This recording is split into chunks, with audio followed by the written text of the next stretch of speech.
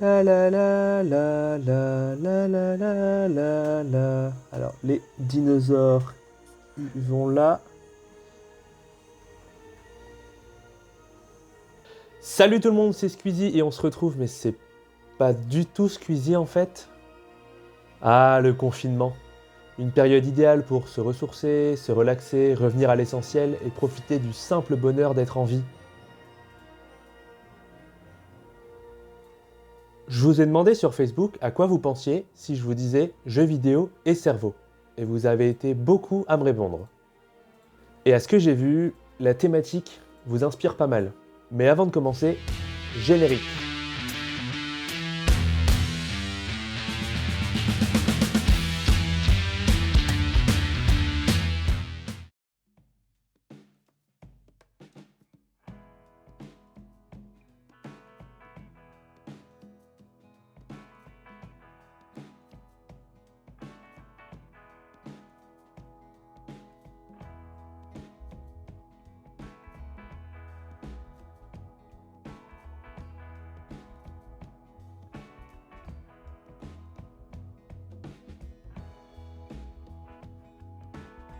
Depuis maintenant plus d'une dizaine d'années, on voit des tonnes et des tonnes de recherches qui se font sur le sujet suivant, donc quel est le lien entre les jeux vidéo et notre cognition, donc quel impact ça peut avoir.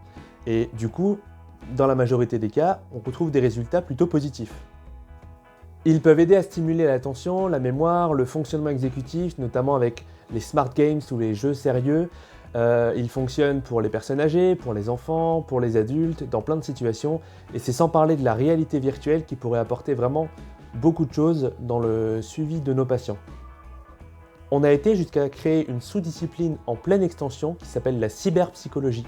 Bref, vous l'aurez compris, je suis pas là pour une énième vidéo qui descend les jeux vidéo et parle de leurs effets négatifs, bien qu'il y en ait, comme l'addiction aux jeux vidéo, mais bien pour évoquer leurs aspects positifs.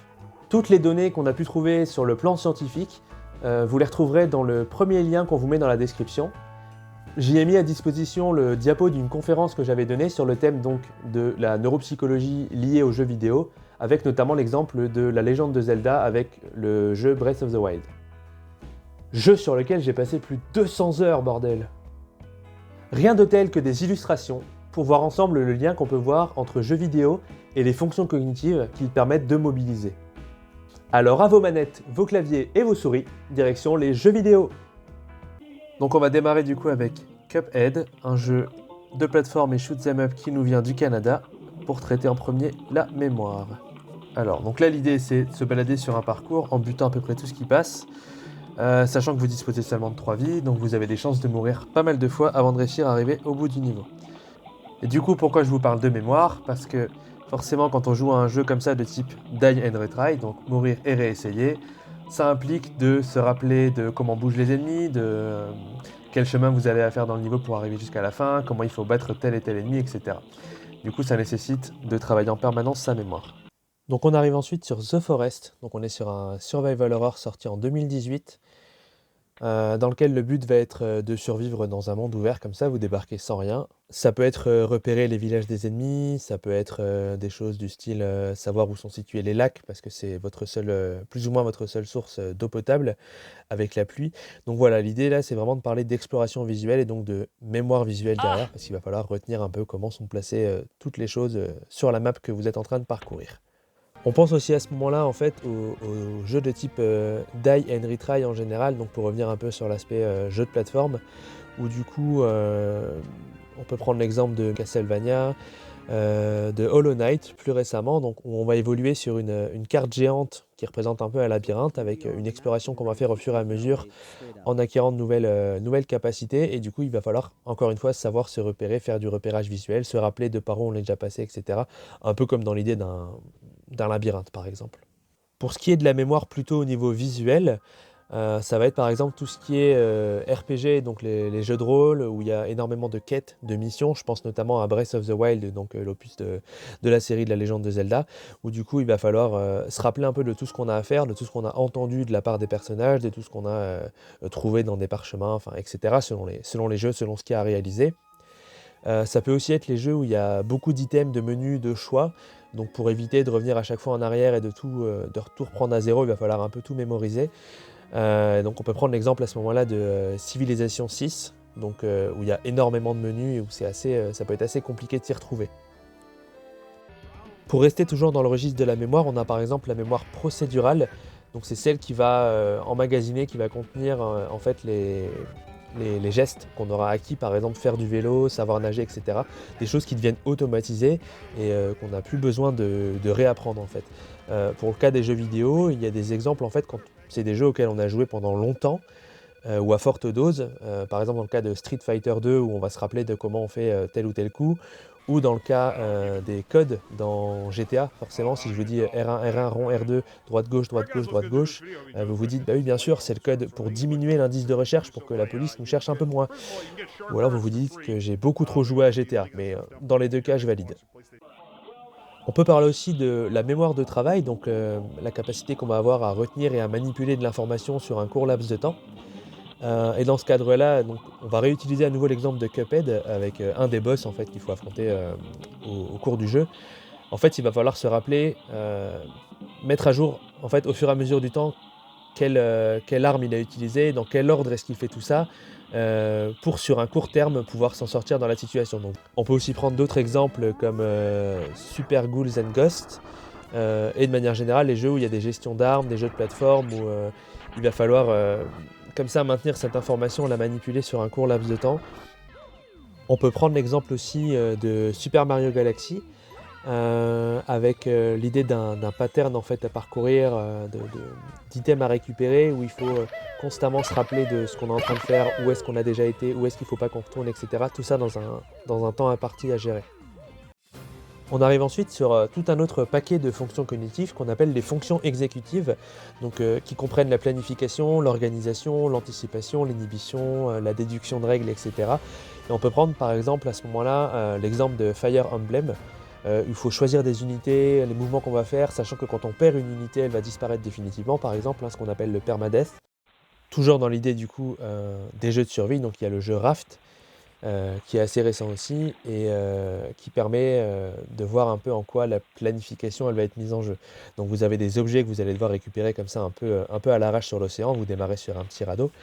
Et l'idée ça va être pareil de se dire ok il faut d'abord que je fasse tel truc parce que la survie elle inclut d'abord que j'arrive à manger et à boire, ensuite il va falloir que je fasse de quoi me reposer, de quoi rendre permanent le fait d'arriver à manger, etc. Donc le jeu Parkasaurus, pour en plus être dans le thème de la chaîne du Raptor Neuropsy, permet aussi de voir un peu comment est-ce qu'on peut travailler avec la planification. Donc c'est plein de choses à gérer en même temps, savoir prioriser, savoir qu'est-ce qu'on fait en premier pour que le parc arrive à prendre de l'ampleur, que les gens viennent le visiter, etc. Puisqu'on est dans une simulation de construction de parc d'attractions, sans personne qui décède cette fois. Les fonctions exécutives, c'est aussi l'inhibition. Je prends l'exemple ici de Getting Over It, qui est un jeu en fait où vous avez plein d'objets comme ça qui sont entreposés en hauteur et où vous disposez seulement d'un bonhomme dans un chaudron avec un marteau pour vous déplacer. Le but étant d'arriver du coup tout en haut. Donc il va falloir vraiment bien gérer la façon dont on va se déplacer. Ça peut être très frustrant. Et du coup, ça va venir travailler en fait notre inhibition, mais limite plutôt dans un sens moteur où il va falloir ne pas s'énerver. C'est un jeu qui entraîne la patience un peu.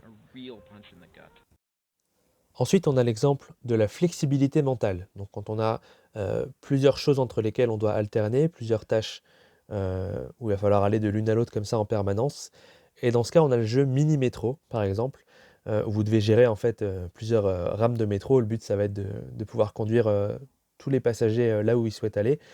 Et au fur et à mesure du jeu, vous allez avoir beaucoup de stations, beaucoup de lignes, et il va falloir être capable de jongler en fait entre tout ça pour pas qu'il y ait une station qui se retrouve surchargée.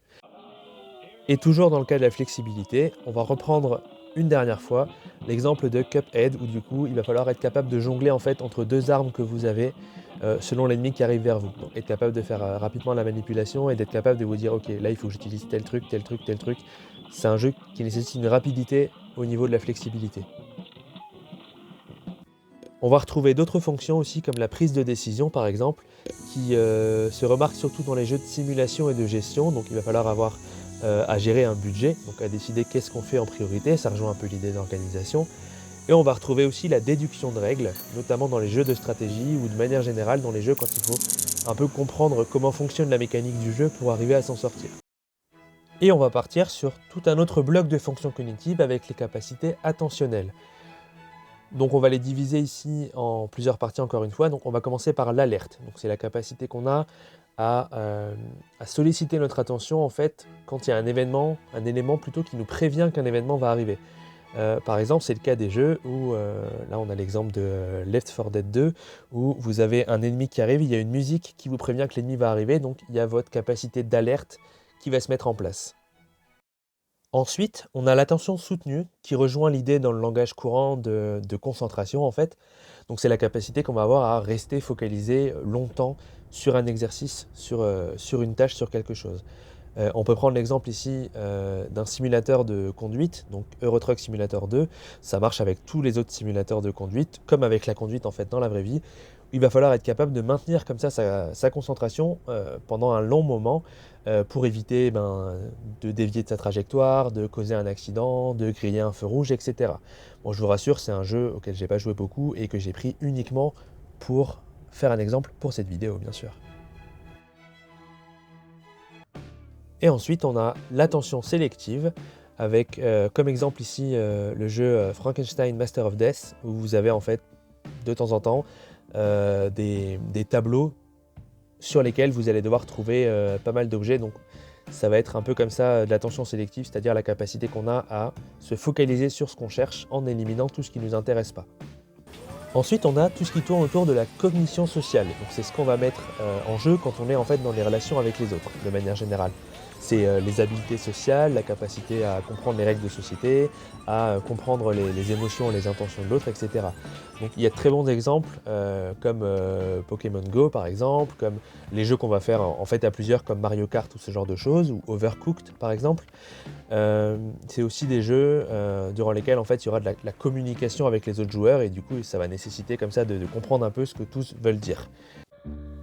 On a ensuite tout ce qui tourne autour du raisonnement. Donc ça va être capable de déduire des choses, de pousser une réflexion pour arriver à un résultat. On prend l'exemple ici des jeux de stratégie, des choses comme ça, avec notamment par exemple Polybridge, où vous devez arriver à anticiper les choses, construire un pont pour faire passer vos véhicules. Donc là par exemple, on voit que dans mon cas, j'ai fait absolument n'importe quoi, que ça n'a pas marché. On peut aussi prendre des exemples de jeux qui incluent du calcul en plus de raisonnement, comme le jeu Exologique, que je vous montre juste ici, où là on est encore sur autre chose du coup, où il va falloir aussi inclure le raisonnement mathématique. Et pour terminer, on va évoquer les praxis et la coordination motrice. C'est ce qui concerne plutôt la gestuelle, avec l'exemple ici de Human Fall Flat, donc qui est un jeu en fait dans lequel vous devez aller d'un point A à un point B en arrivant à faire avancer votre bonhomme, sachant que les mouvements sont un peu parfois compliqués à gérer. Il va falloir aussi anticiper au niveau spatial en fait où vous allez atterrir, etc. Donc ça fait rentrer plein de choses en jeu. Il y a aussi d'autres jeux qui permettent de mettre en évidence un peu la coordination motrice, etc. Je pense notamment à Octodad, où vous incarnez en fait un poulpe et vous avez chaque touche et chaque clic de souris qui va gérer un membre différent. Donc ça nécessite en fait de coordonner le tout, ce qui peut vraiment être compliqué, mais du coup qui vient travailler un peu notre perception de la gestuelle. Un petit mot quand même sur les jeux qui, soi-disant, entraînent le cerveau du type Dr Kawashima. En fait, il est important de savoir que c'est un jeu qui peut stimuler la cognition, comme les Cerebral Academy, les choses comme ça. Donc, c'est-à-dire chez les personnes qui présentent aucune difficulté au niveau de la cognition, donc que ce soit la mémoire, la concentration, etc. Ça vient un peu maintenir en fait, ça vient un peu entretenir, un peu comme quand on fait de l'exercice physique. Par contre, ça peut ni faire rajeunir le cerveau, ni améliorer l'intelligence, ni aider en fait chez des personnes pour qui il y a vraiment des difficultés au niveau cognitif, où il faudra plutôt des programmes avec des personnels soignants dans des unités de soins. Les jeux vidéo ont certainement des torts, des aspects négatifs, et comme beaucoup de choses, il faut ne pas les utiliser en excès, ni trop jeune. Toutefois, il peut être intéressant de prendre un peu de recul sur ce thème-là, et se dire que les jeux vidéo peuvent être un plus qui nous aide à stimuler notre cognition, en plus d'être évidemment une source d'amusement. En quelque sorte, on peut les considérer comme un boost pour le cerveau lorsqu'ils sont utilisés à bon escient. Ouais, c'est pas faux. C'est tout pour ce 3e épisode du Raptor Neuropsy, en espérant qu'il vous ait plu. N'hésitez pas à le partager, à vous abonner, à nous rejoindre sur les réseaux sociaux et à visiter notre site internet raptorneuropsy.com qui dispose de plus en plus d'informations sur la psychiatrie, la neuropsychologie et la psychologie en général. D'ici notre prochaine vidéo, restez chez vous, restez dino et à la prochaine. Salut!